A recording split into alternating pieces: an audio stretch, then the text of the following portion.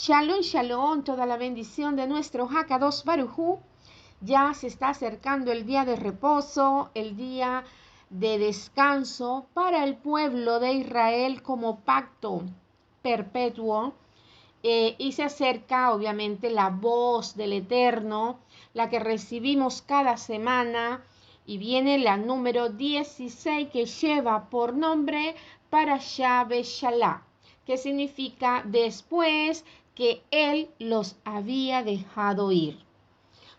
¿De dónde empieza esta parashá? Es en el capítulo 13, pero a partir del versículo 17.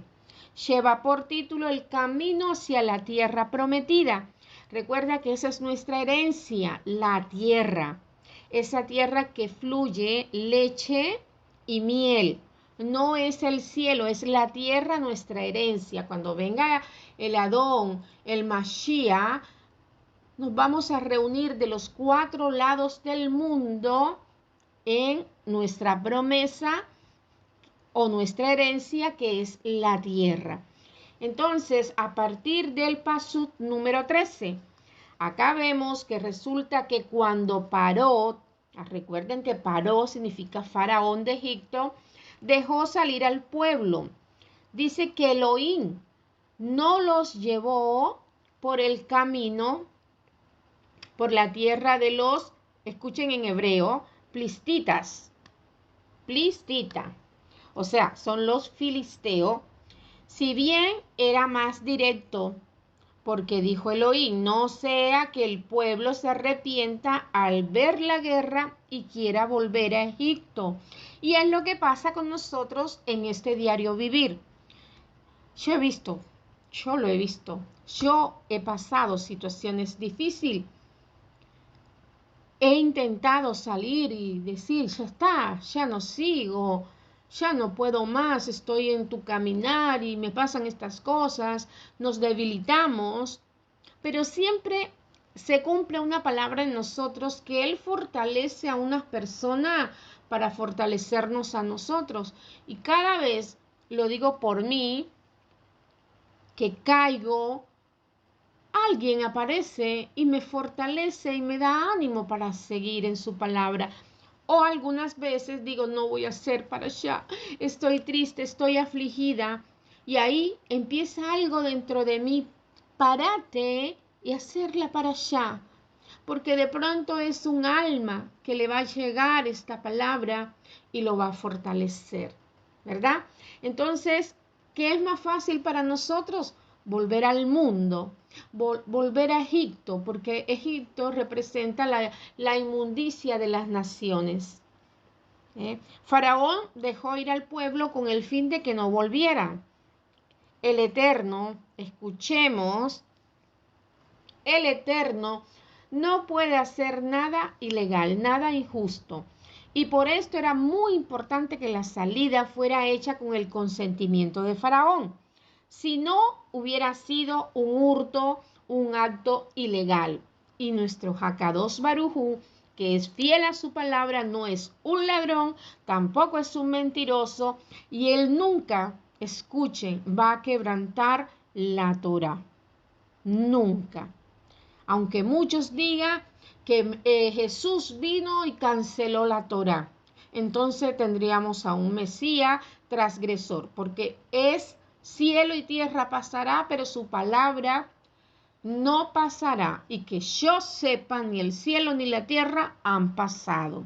¿Ve? Entonces, la Torah es la expresión del carácter de Hashem. Es la voz del Eterno. Todas las respuestas de tu vida están en la Torah. Veamos este concepto. Elohim no los guió por el camino de los filisteos porque era corto. Acuérdense que filisteo es flistitas. A ver, no los guió por este camino porque era corto. La razón fue que hubiera sido más fácil para el pueblo volver a Egipto y había que evitarlo. O sea, Hashem pesa nuestros corazones, sabe nuestros pensamientos, nuestra forma, nuestras debilidades, Él la conoce.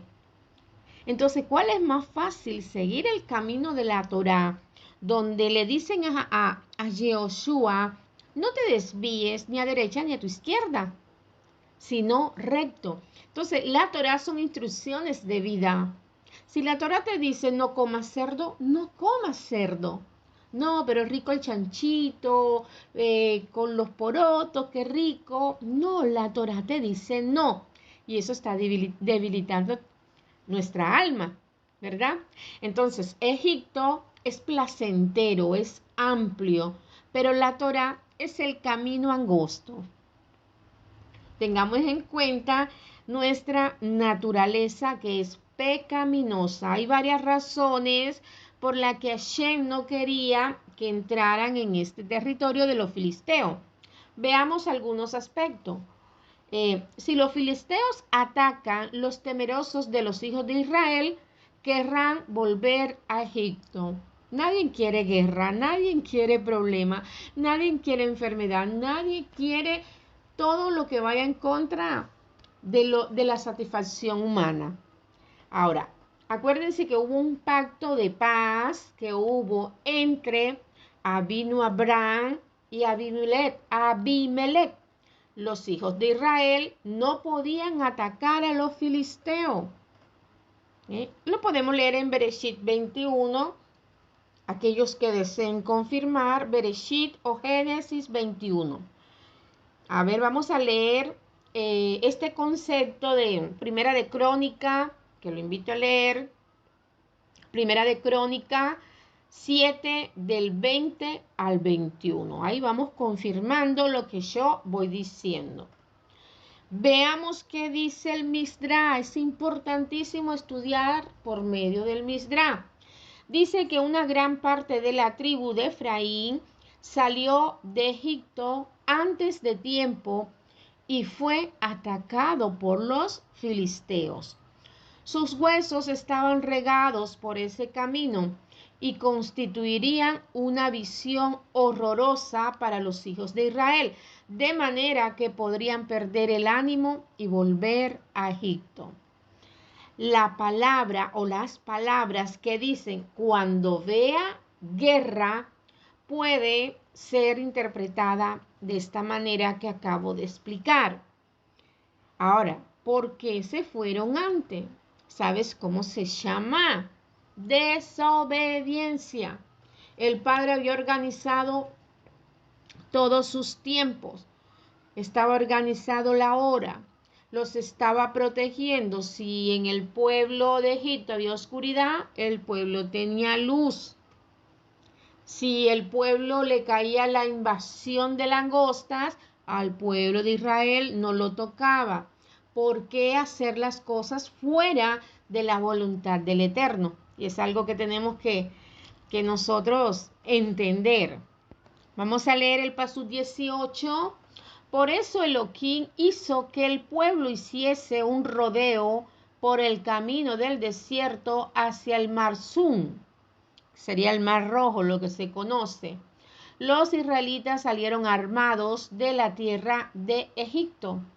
Armados en hebreo es Hamushim. Hamushim, que también significa un quinto. Según cierta opinión, son opiniones de sabios, 1 de cada 5 israelitas salió de Egipto, pues los 4 restantes murieron en la plaga de la oscuridad.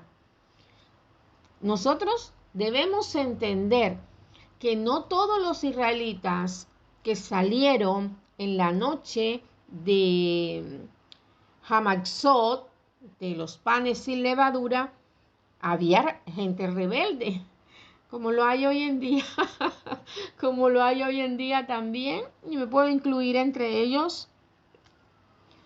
Ellos murieron. Es más, hay israelitas que murieron en la muerte de los primogénitos, también por rebeldía. El 19 dice que Moshe llevaba consigo los restos de Yosef, que hizo jurar a los israelitas y declaró: en verdad Elohim los recordará y los sacará de aquí y se llevarán mis restos con ustedes. Eso acuérdense en la muerte de José, le pidió que por favor fueran enterrados en tierra bendita, por decir este término. Ahora, es importantísimo cumplir los juramentos. Pronto, creo que en Número, se hablan de los votos, los juramentos. Yo tengo el estudio también de lo que significa en el hebreo, y que un voto, un juramento que vos le haces al Eterno y el Eterno enseguida lo acepta, no se puede cancelar. Por eso creo que en Números 30, si no me equivoco, habla de los votos. Si una persona, por ser menor de edad y está con su padre o su madre y le pide matrimonio a los padres, ellos tienen la oportunidad de decirle, no aceptamos este voto. O sí aceptamos el voto. Entonces hay que cumplir voto y juramento. No olviden eso, porque el Padre lo acepta y Él no cancela. Al principio dije que Él es justo, correcto y no cambia. Entonces Moshe tenía que esforzarse para honrar un juramento que sus antepasados habían hecho.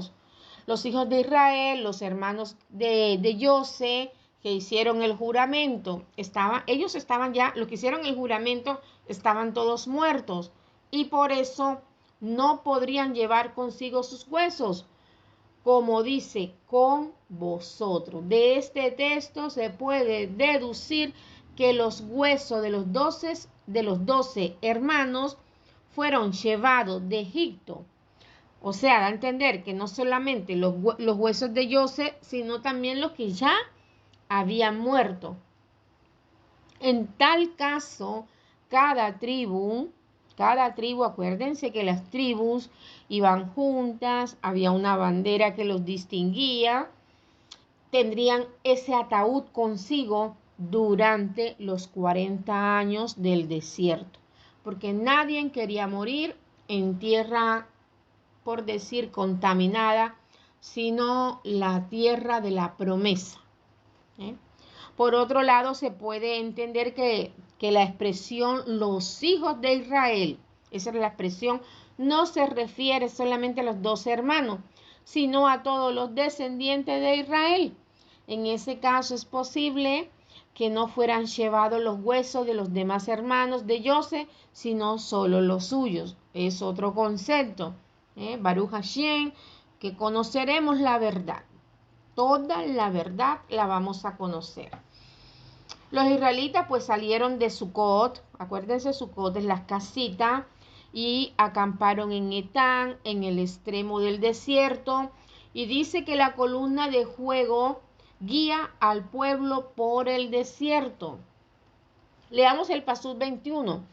De día, Hashem los guiaba en el camino desde una columna de nube, y por la noche una columna de fuego para alumbrarles y para que pudieran avanzar, ¿no?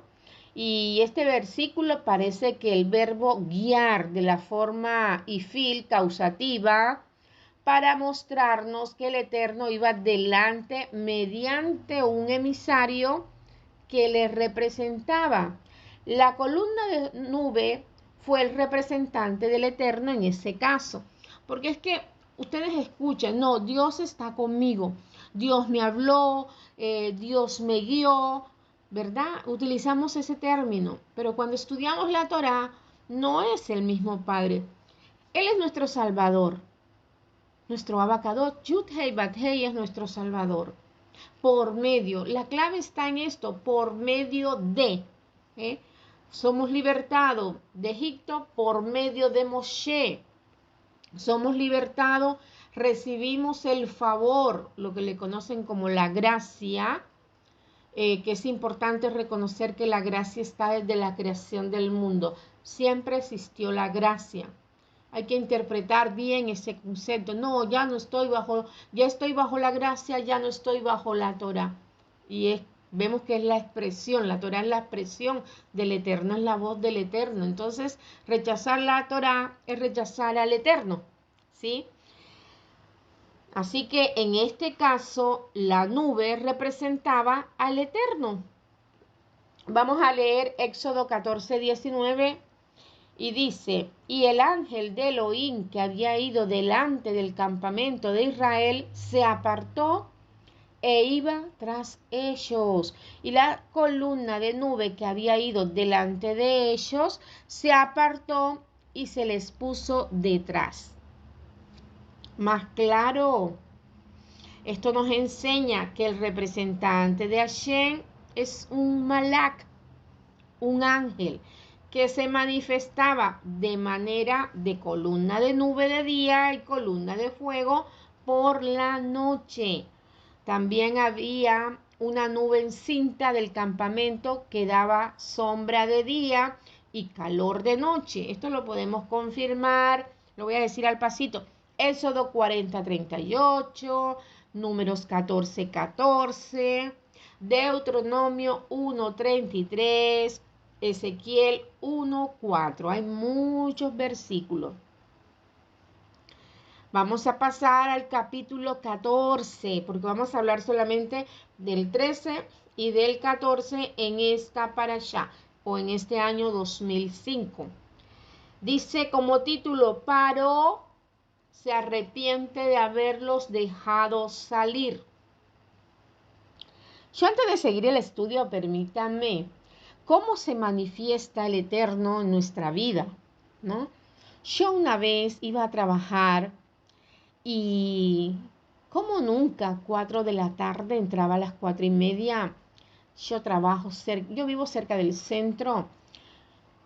Como nunca, las calles solas, era verano, y en la mitad de la calle había un señor en una silla de rueda muy, wow, muy dañada. Y él me llama al pasito. ¿Cómo lo escuché yo? ¿Ves? Y me dice, ¿vos me podés ayudar a subir una baranda de la esquina? Yo, claro que sí. Yo empecé a rodar la silla de rueda.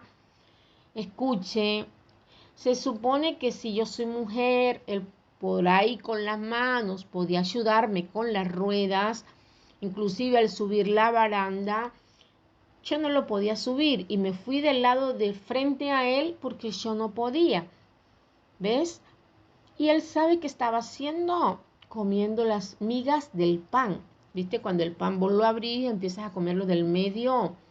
Sobre todo la Argentina que come mucho pan. Yo me vi apurada, les cuento. Yo me vi apurada. Pero lo logré subir con el mayor esfuerzo y él comiéndose el pan. Entonces yo le dije, Señor, ¿acá? Me dice, sí, hija, acá. Yo me fui corriendo. No entendí lo que pasó porque yo necesitaba llegar temprano. Un tiempo después, ponerle un mes, yo empecé a orar y le dije, Padre, yo quiero verte. Y me puse la imagen del Señor y me dice, hija, era yo, dándote el pan de vida. Yo lloré, porque a veces la ligereza del mundo no te deja ver cuando el abacados te habla. Es más, su palabra que dice que tengamos cuidado quién nos toca la puerta. Mirá si es un malá y vos lo tratás mal. Esto es tremendo, esto es bárbaro. Vos imaginate que tratás mal a una persona y es un malá del Eterno. Tengamos cuidado. Vamos a darle rápido. Dice que Hashem le habló para que le dijera a los israelitas que retrocedan y acampen antes de Pit Ahirot, que es la ciudad de Pitón. ¿Qué significa? Boca cerrada. Pitón significa boca cerrada, en alusión a la dura y cerrada esclavitud en Egipto. La ciudad de Delta del Nilo. Pero después del triunfal éxodo, o sea, la salida, dicha ciudad pasó a llamarse Pi-Ha-Hirot, que significa boca o valle de la libertad, entre Midol y el mar frente a Baal Zephón. Esa es la parte cultural, viste que me gusta meter un poco la parte cultural y el significado de cada palabra. Para mí es importante porque ahí está todo, todo, mis amados. Es más, la Torá dice, no, que fui libertado, entonces, no, fui sano, ahí ese lugar se llamó Yud-Hei Bat-Hei Rafa o Yahweh Rafa. No voy a mencionar el otro nombre. Hashem le ordena que vuelvan hacia Egipto. O sea, le dan un giro después de todo lo que han caminado para regresar a Egipto. Pero nuestro Hakadosh Baruj Hu sabía lo que estaba haciendo.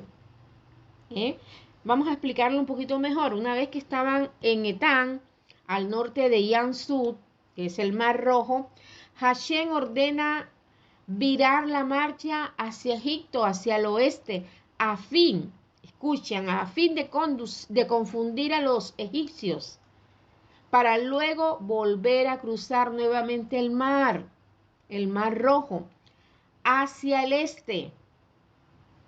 Es que Hashem hace las cosas impresionantes. ¿Cómo va a ser volver al pueblo a Egipto? Claro, tenía los planes de confusión. Vemos que Paró, bueno, al ver esta situación dice, bueno, están perdidos, están confundidos. En el desierto los atrapo. Pero Hashem, ¿qué dice? Voy a poner que Paró se vuelva terco, rúa de rebeldía y los persiga. Objetivo, glorificarse a través de esta derrota que iba a tener Parot y todo su ejército. Conclusión así, ¿cuál era la función de Parot? Al ver que creía que ellos estaban extraviados, que estaban perdidos, que estaban confundidos. Es más, se preguntan, ¿cómo pudimos expulsar a Israel y que deje de trabajar para nosotros?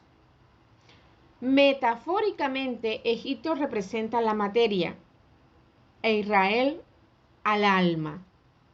La materia es consciente de que sin el alma se pierde el sustento, o sea, dependía del pueblo de Israel. Y ahí es donde Paró, toma la decisión de agarrar 600 carros oficiales con el objetivo de ir a destruir, pero Hashem dice que le puso en su corazón que hubiera rebeldía, que se pusiera terco y que persiguiera a los israelitas. Ojito, cuando nosotros queremos hacerle daño a otras personas, algunas pueden ser del Eterno con un objetivo y otras es la mala inclinación de nosotros. Y cuando es mala inclinación de nosotros, aunque las dos partes son juzgadas por el Eterno, si es tu mala inclinación de hacerle daño a una persona porque sos caprichosa y querés que se hagan las cosas, entonces vas a destruir, como es la brujería, como es mandarte a matar, como es hacer calumnia, la lashon hará de otra persona,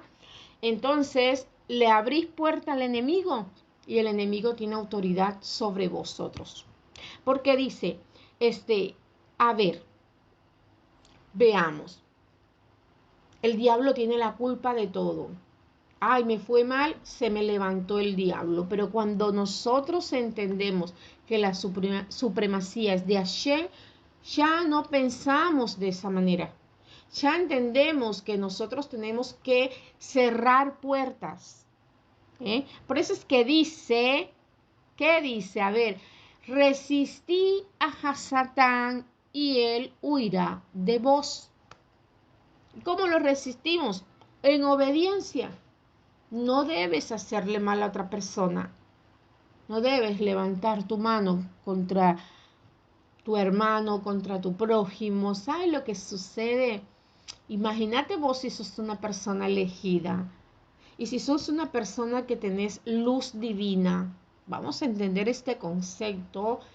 Hay personas que tienen luz divina, que tienen conexión con el Eterno. Y vos le haces brujería, atenete a que cuando Hashem levante la espada, se te juzga. Entonces lo mejor es no abrir puertas. Fíjate el término cuando dice los israelitas salieron triunfalmente.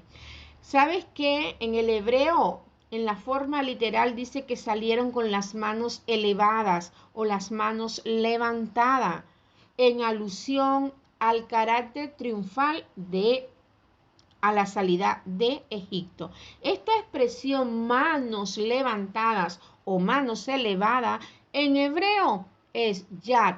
Yad, que significa mano. Yad ramah. Yad ramah.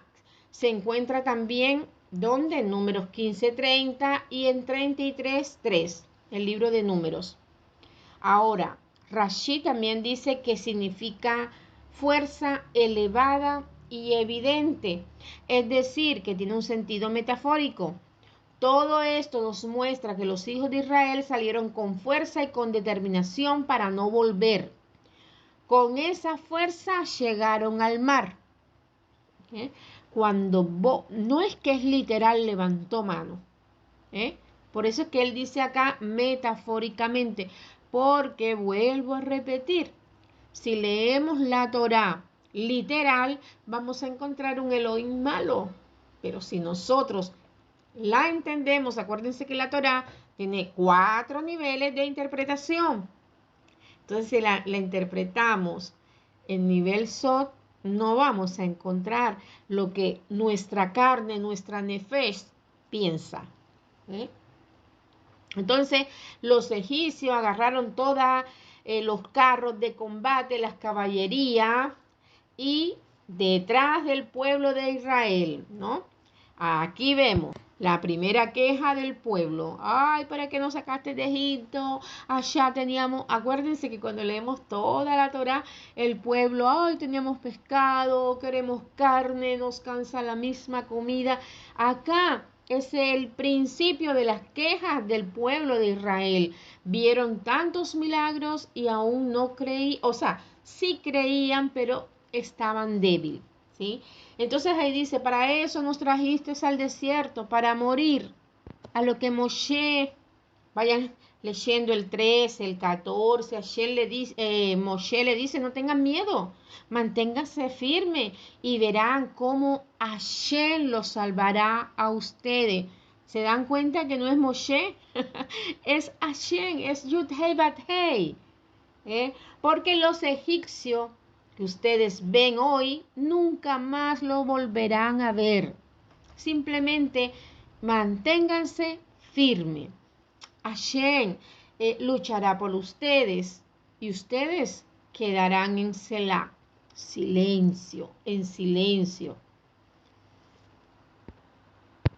¿Quién va a salvar? Hashem, la palabra hebrea, y aquí viene me puede traer un problema porque viste que es Jesús, que es Yeshua, que es Yahshua, que es Yahushua, que es Yehoshua, ¿verdad? Lo único que puedo asegurar que Jesús no es.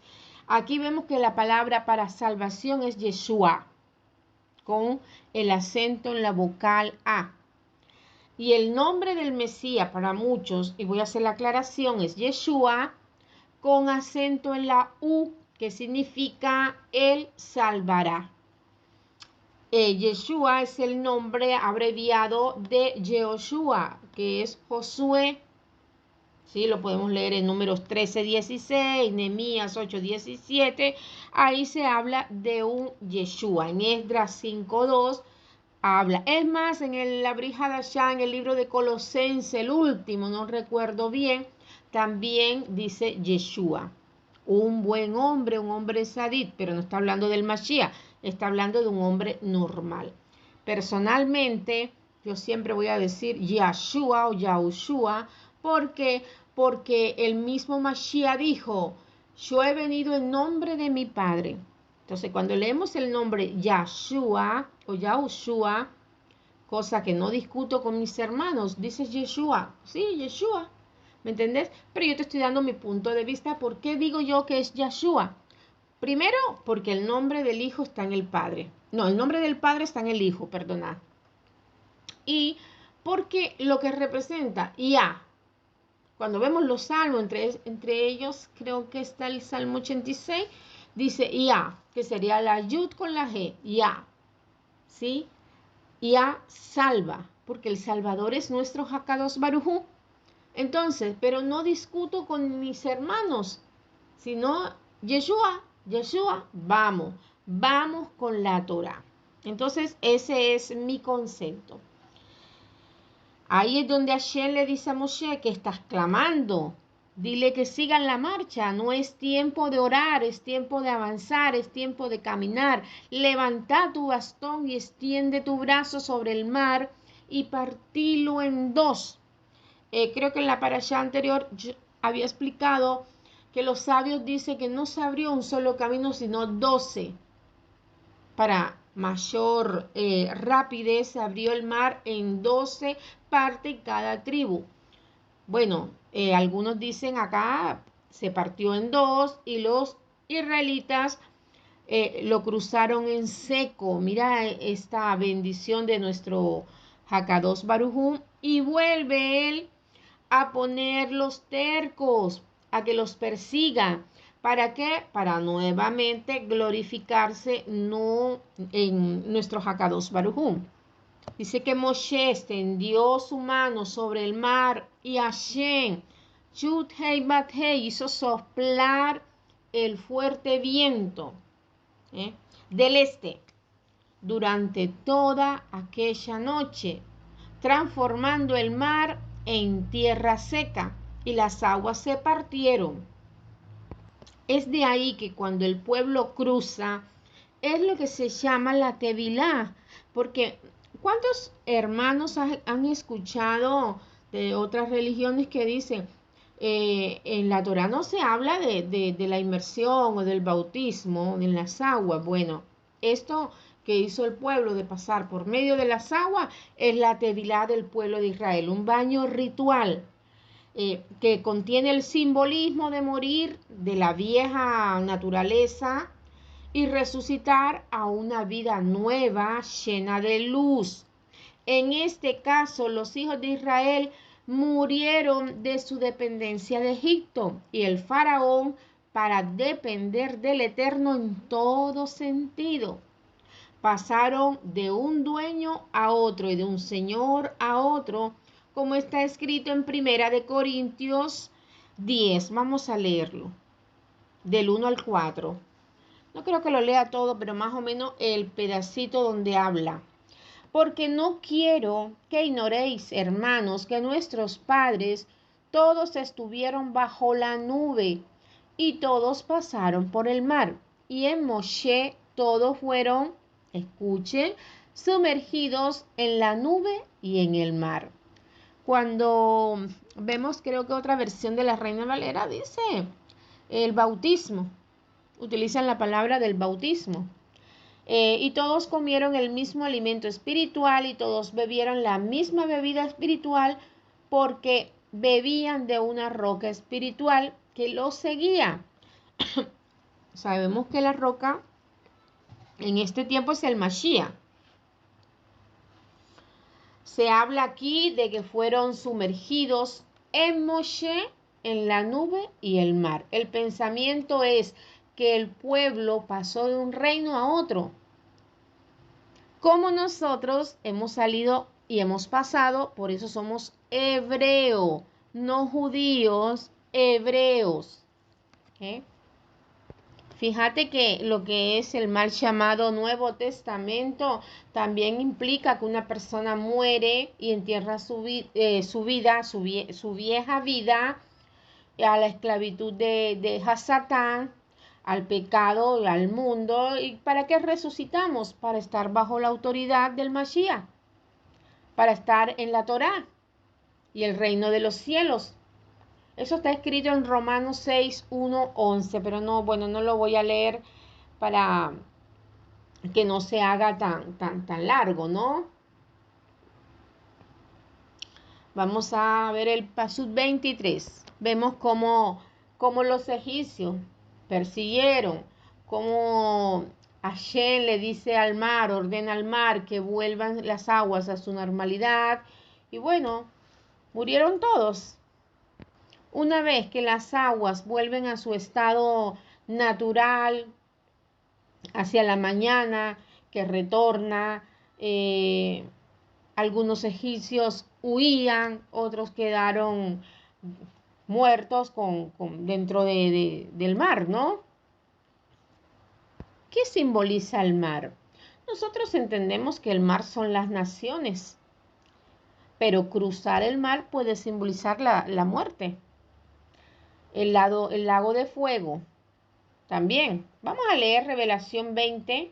Dice, y el mar entregó los muertos que estaban en él, y la muerte y el Sheol entregaron a los muertos que estaban en ellos, y fueron juzgados cada uno según sus obras. Y es importante leer este libro de Galut. ¿Por qué? Porque muchos piensan que ya dicen una oración de fe, caminan en el nombre de Jesús, ya son libres de todo, pero cuando entendemos que todos vamos a ser juzgados, algunos por el Mashiach y otros por el gran trono blanco, que es una expresión, porque estar frente al trono blanco es que no resucitaste en la primera. Entonces por eso es importante el obedecer la Torá. Ese amor de Hashem por su pueblo, porque fíjate, estaba la langosta, pero no afectaban al pueblo de Israel. Entró la oscuridad, pero el pueblo de Israel, en el estudio anterior, viste qué lindo el estudio anterior, la parashá anterior que habla de que el pueblo de Israel está en la luz, y la luz es la Torá. Acá pasaron en seco, el pueblo pasó en seco.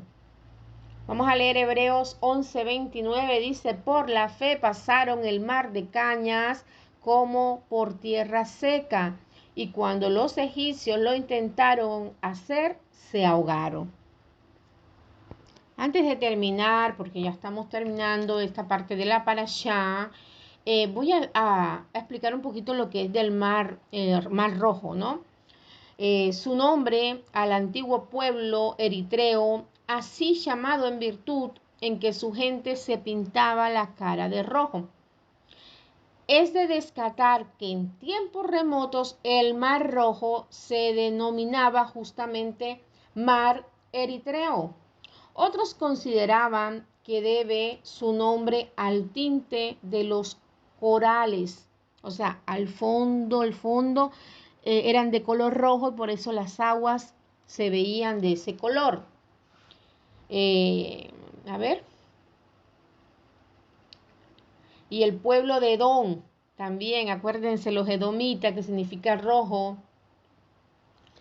Eso también, por eso le llamaban el mar rojo. Entonces son varios significados. Pero me quedo, viste, tan hermoso con el tinte de los colores o que se pintaban la cara. ¿Sí? Los corales en Cartagena, que las playas son muy transparentes, se pueden ver algunos corales. Entonces acá dice que eran de color rojo y por eso las aguas en realidad eran transparentes, pero se veían de color rojo. Por eso es que le llamaban el mar rojo. Y esas maravillas que vio el pueblo, que Hashem demostró para que fueran sus siervos, ¿verdad? El que teme al Eterno y cree en Él se entrega, se somete y es fiel al liderazgo que Él ha puesto en su reino. El reino, esto que voy a decir, espero que no moleste a alguno, el reino está en nosotros. Por eso es que cuando Él dice que es necesario nacer de nuevo, que Nicodemo le dice, ¿cómo? Tengo que estar en la pancita de mamá y volver a nacer. Es hacia adentro de nosotros. Cuando nosotros miramos en la traducción griega, vemos que es hacia dentro de nosotros. Entonces, es imposible ser fiel al Eterno sin ser fiel a las autoridades que Él ha puesto. Eso está escrito en Segunda de Crónicas 20:20. Dice, confiad en Hashem, vuestro Elohim, y estaréis seguros. Confiad en sus profetas y triunfaréis. Por eso tenemos que saber a quién escuchamos, a quién seguimos, cómo está su vida, cómo está delante del Eterno. Para mí una persona, si no estudia Torah, ni lo escucho. El resultado práctico de la entrega al Eterno es la entrega a sus siervos que han sido puestos como líderes. Vamos a leer 2 de Corintios 8:5, dice, y esto no como lo habíamos esperado, sino que primeramente se dieron a sí mismo al Adón y luego a nosotros por la voluntad de Elohim. Entonces, todas estas enseñanzas que nos dan la Torá, en este caso Moshe dirigía un pueblo. Cuando vemos a Coré, que quería el puesto de Moshe, no entendemos que la autoridad viene del Eterno y debemos obedecer a nuestros superiores, a las personas que están más elevadas que nosotros, ¿verdad? No tengamos miedo, vamos a mantenernos firmes y vamos a ver la salvación, Yeshua, en nuestra vida. Creo que es un estudio muy explicativo para tener el concepto claro, pero acuérdense, nada lo estudien literalmente. Sea de mucha bendición y que pasen un lindo Shabbat en familia, que se alimenten de su palabra. Algunos pues puede que trabajen a nivel de nivel Sot, que es lo más profundo, a nivel cabalístico, pero vos empezá primero en el nivel 1 explicativo. Shalom, shalom.